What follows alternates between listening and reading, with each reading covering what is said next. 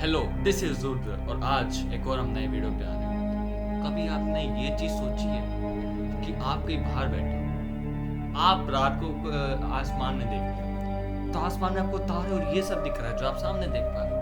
आपको मतलब इतना तो नहीं दिख रहा, लेकिन कुछ तो आपको चीजें दिख रही है कि ग्रह है, प्लैनेट्स है, स्टार्स हैं, और साइंस में हमने बहुत सी पढ़ी, प्लैनेट स्टार होते हैं, सोलर सिस्टम है।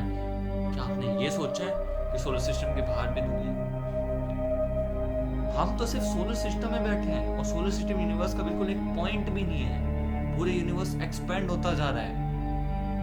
आप ये चीज सोच के देखो कि भाई क्या एलियंस है सही में? क्या हम अकेले रहते हैं? क्या हम अकेले रहते हैं इस दुनिया में? क्या कोई हमें देख रहा है या किसी ने अपने नजर रख रखी है?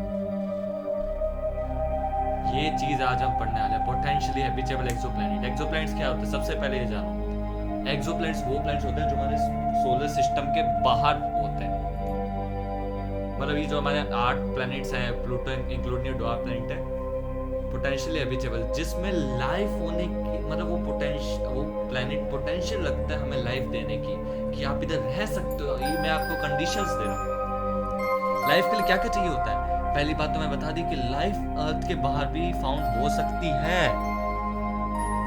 या तो वो छोटी लाइफ होगी, बैक्टीरिया फंगाई, उसको वैसी वे छोटी लाइफ होगी, या वो लाइफ इतनी बड़ी होगी कि जिसे आज हम एलियंस बोलते हैं। एरिया 15 का नाम तो सबने सुना होगा, बट उसके बारे में बात अभी मैं नहीं कर रहा, ठीक है? उसमें बहुत कंफ्यूजन चल रही है। और जो लाइफ के लिए इंपॉर्टेंट कंपाउंड्स हमें चाहिए, उसे हम ऑर्गेनिक कंपाउंड्स बोलते हैं। हम केमिस्ट्री में जाने इतने जा रहे हैं, बट ऑक्सीजन तो हमें चाहिए, नाइट्रोजन चाहिए, कार्बन चाहिए, कार्बन से तो कार्बोहाइड्रेट्स मिलेगा। आपके राइस में कार्बोहाइड्रेट्स होता है। लाइफ के लिए हमें बहुत चीज चाहिए। जैसे आप सामने देख पा रहे हो, लाइफ में हमें 3 चीजें चाहिए इंपॉर्टेंट: एनर्जी, बेसिक कंपाउंड्स और पानी। एनर्जी भी तो चाहिए होती है किसी चीज को जीने के लिए, खाने के लिए कंपाउंड्स, जो भी जितने भी ऑक्सीजन और कार्बोहाइड्रेट फैट्स। और ये आज हम यूरोपा यहाँ पढ़ने वाले हैं। अर्थ में तो एनर्जी सन से आती है, यूरोपा में कहाँ से एनर्जी आती है? यूरोपा एक आइसी मून है जुपिटर का। क्या है आइसी मून है? मतलब वो बिल्कुल आइस से भरा पड़ा है। आप उस पर जब रिसर्च हुई थी ना, तब हमें पता चला ये एक ओशन वर्ल्ड है। हमारे सोलर सिस्टम में बहुत सारे ओशन वर्ल्ड हैं, आपको उसका मैं लास्ट में बताऊंगा, लास्ट में पूरी डिटेल में उसकी बात करने वाला। पर आपको लाइफ में 3 चीजें, लाइफ अगर बनानी है ना आपको किसी प्लेनेट में, तो 3 चीजें उधर होनी चाहिए जहाँ पे ह्यूमन रह सकता है। पोटेंशियल हैबिटेबल वो रखता है, पोटेंशियल रखता है प्लेनेट से हमारे जमीन को लाइफ देने के लिए या किसी को लाइफ देने के लिए। 3 चीजें: energy, basic compounds and water. ये 3 चीजें जो साइंटिस्ट ने रिसर्च की। अब यूरोपा है क्या? यूरोपा एक जुपिटर का एक मून है, आइसी मून है, जो आइस से भरा पड़ा है, बिल्कुल पानी से, जैसा अर्थ का पहला स्टेज चल रहा था। यूरोपा में जो जुपिटर की रेडिएशन ब्लास्ट होती है, मतलब एक्चुअली वो सारी यूरोपा पड़ती है। अब ऐसा कहा जाता है कि शायद वो एनर्जी, उसमें जो वाटर है ना, H2O, पानी का फॉर्मूला H2O, हाइड्रोजन ऑक्सीजन होता है, 2 एलिमेंट्स होते हैं। वो वही एनर्जी वो हाइड्रोजन ऑक्सीजन स्प्लिट मतलब तोड़ने के लिए यूज करते हैं। पानी था, हाइड्रोजन अलग, ऑक्सीजन अलग। हाइड्रोजन तो आपको पता है गैस की फॉर्म में निकल जाएगा, बट ऑक्सीजन अगर उधर है तो इसका मतलब कुछ ना कुछ तो उधर है, कुछ ना कुछ, चाहे माइक्रोबियल लाइफ ही क्यों ना हो। है तो सही, फ्यूचर में क्या पता लाइफ बन गई हो। अब हाइड्रोजन तो फ्लोट्स हो जाता है, बट ऑक्सीजन दूसरे एलिमेंट से कंबाइन होकर बेसिक कंपाउंड बनाता है हमारी लाइफ ग्रोथ के लिए। एक बात बताऊं आपको, जो हम यूरोपा की पिक्चर्स देखते हैं आजकल ये यूनिवर्स में, जो भी हम पिक्चर्स देखते हैं, जो भी जेम्स वेब टेलीस्कोप में बेस्ड है, जो 2021 में लॉन्च हुआ था, वो पिक्चर्स बहुत पुरानी, क्योंकि लाइट को आने में भी तो टाइम लगता है। तो अभी उसकी जो, अगर आज मैं बात करूँ, आज यूरोपा की पिक्चर, आज की अगर मैं पिक्चर डालूं, तो वो उसकी डिस्टेंस पे डिपेंड करता है कि उसकी डिस्टेंस जितनी ज्यादा, उतनी पुरानी हमें फोटो मिलने वाली है उसकी। अभी अगर फोटो खींची जाए दूर से बहुत सारी। अब आप सामने देख पा रहे हो, हमारे सोलर सिस्टम में कुल 14 ओशन वर्ल्ड्स हैं, ऐसे सेम टू सेम।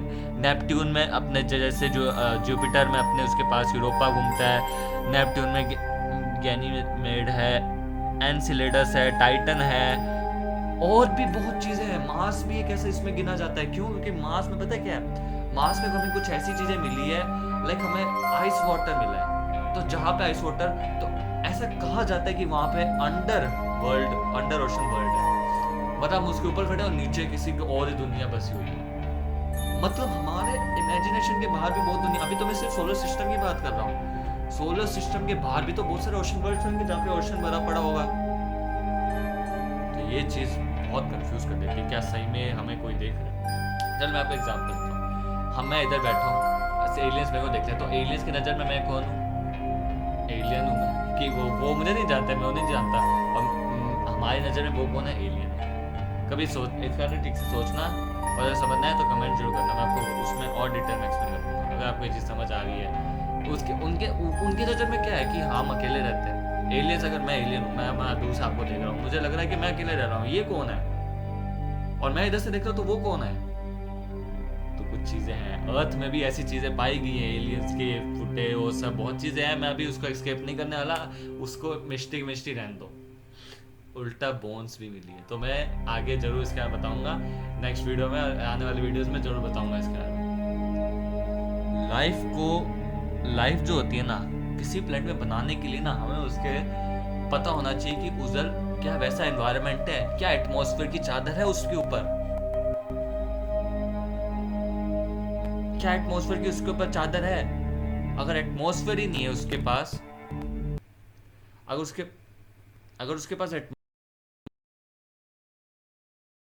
वहाँ पे तो लाइफ एग्जिस्ट नहीं करेगी, क्योंकि एटमॉस्फेयर होना बहुत जरूरी है एनवायरनमेंट में। अगर आप समझ पा रहे हो ये चीज़, अगर आप ये चीज़ समझ पा रहे हो तो एनवायरनमेंट में एटमॉस्फेयर होना ज़रूरी है। लाइफ जो है आपकी, जो जहाँ पे भी लाइफ है वहाँ पे एनर्जी होना ज़रूरी है, वहाँ पे वाटर होना ज़रूरी है, और वहाँ पे एनर्जी, वाटर और बेसिक कंपाउंड्स होने ज़रूरी होते हैं। ये चीज़ इंपॉर्टेंट है।